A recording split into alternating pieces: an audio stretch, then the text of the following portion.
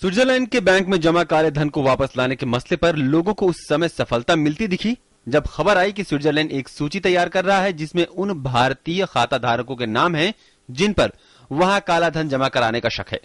हालांकि सरकार अभी इस खबर को मानने को तैयार नहीं है। वित्त मंत्री अरुण जेटली ने साफ कहा है कि स्विट्जरलैंड सरकार की तरफ से अभी तक ऐसी कोई औपचारिक जानकारी नहीं मिली है, लेकिन सरकार अपनी तरफ से पहल करके स्विस बैंक से संपर्क करेगी।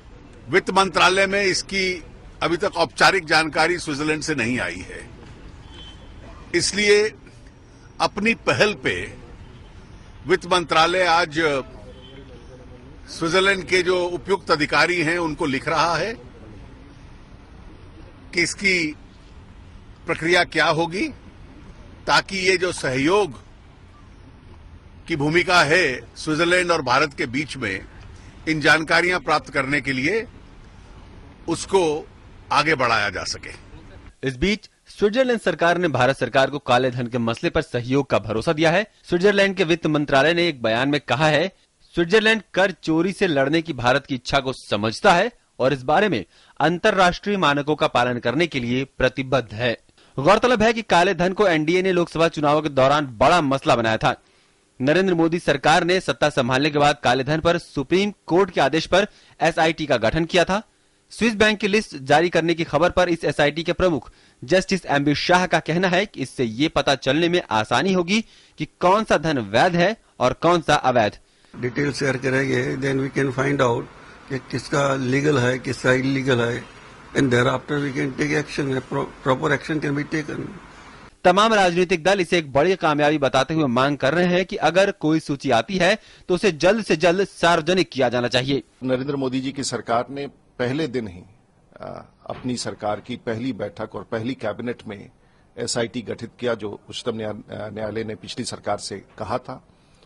तो मैं समझता हूं कि एमबी शाह कमीशन की और एसआईटी की नियुक्ति से और उसके पश्चात ये परिणाम जो दिखने लगे हैं कि स्विस अथॉरिटीज आज तत्परता से भारत के साथ उन लोगों का नाम देना और पैसे की कितनी बड़ी राशि जमा है, मैं समझता हूं कि बहुत बड़ी उपलब्धि है। If Swiss government has prepared such a list, it should share that list with Government of India.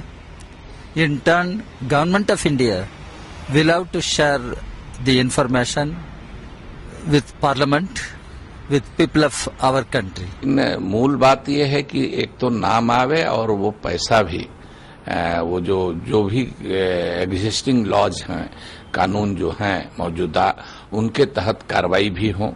सरकार भले ही अभी इस खबर पर मुहर नहीं लगा रही है, लेकिन अगर ये खबर सच है तो एक बड़ी कामयाबी हो सकती है।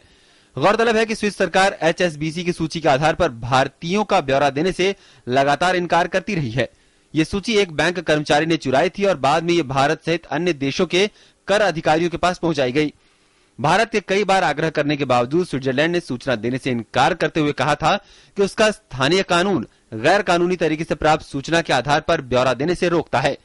एचएसबीसी की इस कथित सूची में बैंक की स्विस इकाई में काला धन रखने वाले भारतीयों और अन्य देशों के लोगों का नाम था।